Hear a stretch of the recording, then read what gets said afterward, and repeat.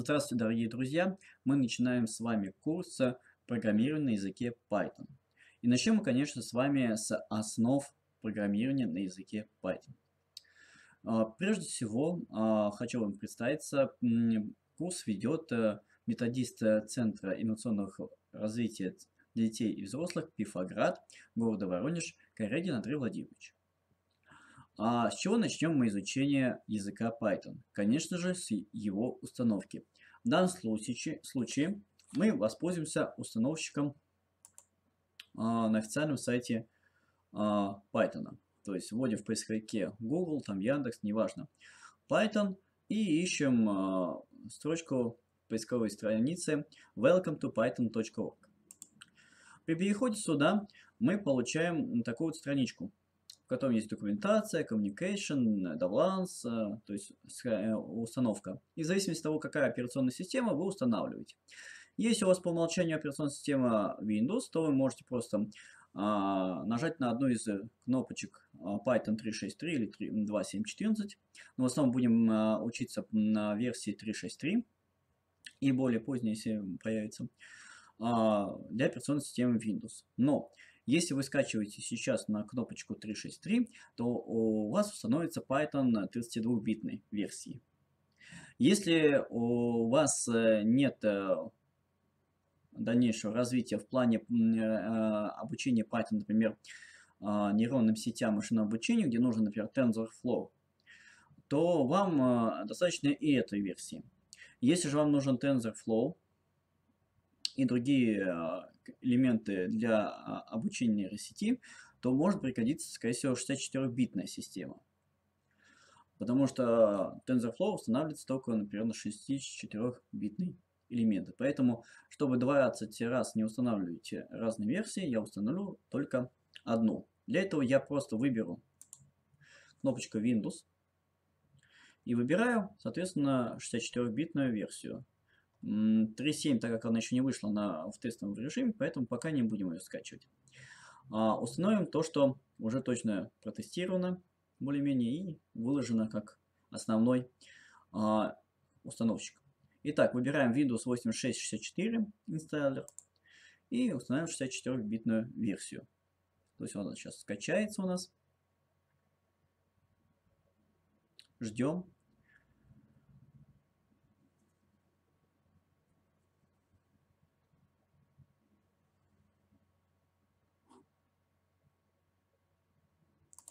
Запускаем установщик. Во время установки установим все по умолчанию, но только добавим галочку Add Python Patch, для того, чтобы устанавливать еще дополнительные патчи и модули. Так, Cancel, Install. И, соответственно, ждем, когда установится 64-битная версия Python.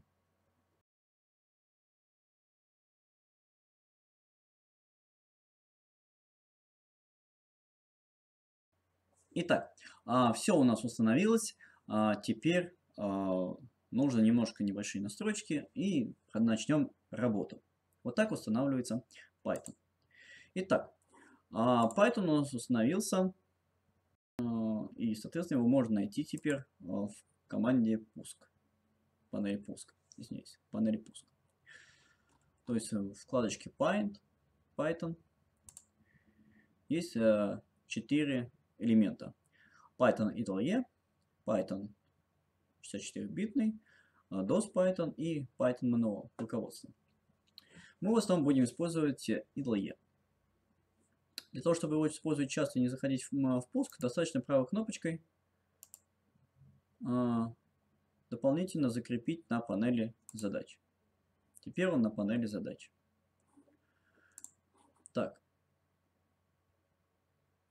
Но, так как мы дальше будем немножко охватывать некоторые сторонние библиотеки, например, как PuSerial, serial подключение к микроконтроллеру, например, потом Matplotlib для создания графиков, SUMPU для создания тоже трехмерных графиков вычисления, то нам необходимо некоторые сторонние соответствующие библиотеки. Сейчас мы установим их. Для этого нам нужно найти командную строку, вызвать ее. Вот. Так как вместе с Python установился и установщик pip, то с помощью него можно установить все сторонние библиотеки. В первую очередь библиотеку, например, NumPy, так как она тоже идет в обработку с различными дополнительными нашими библиотеками. NumPy, или точнее. Так, pip 3. В данном случае ставим pip 3, потому что версия Python 3.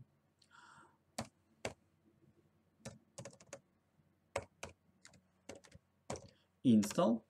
И ставим две кавычки. Внутри кавычки пишем имя того пакета, который мы хотим установить.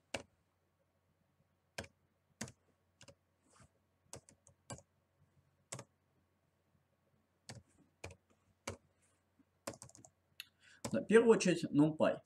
Основной математический пакет.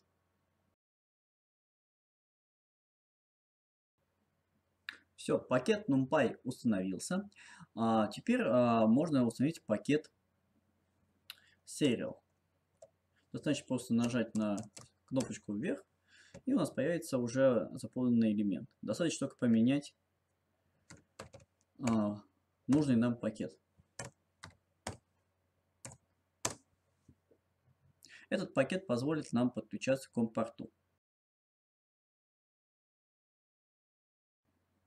Так, Serial установлен. Теперь установим еще одну для графической визуализации пакет или библиотеку Matplotlib.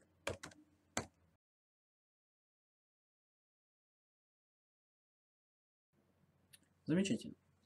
Остался еще один пакетик, который нам может понадобиться для демонстрации. Это так называемый SumPy.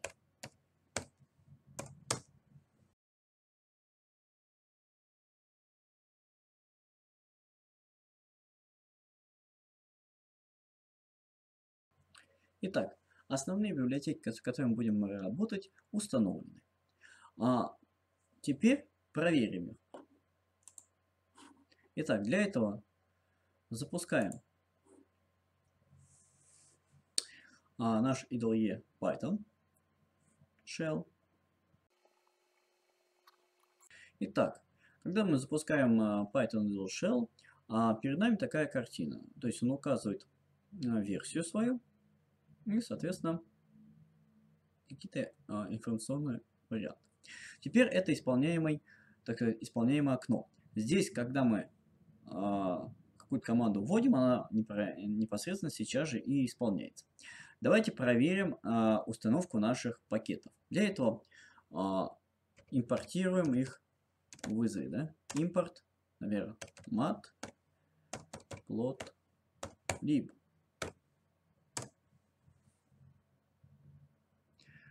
Никакой ошибки не выскочило, значит библиотека импортирована правильно. Теперь проверим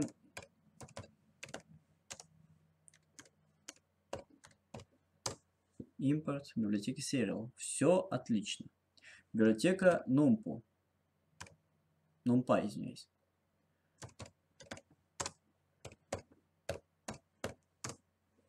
Тоже импортирована без проблем.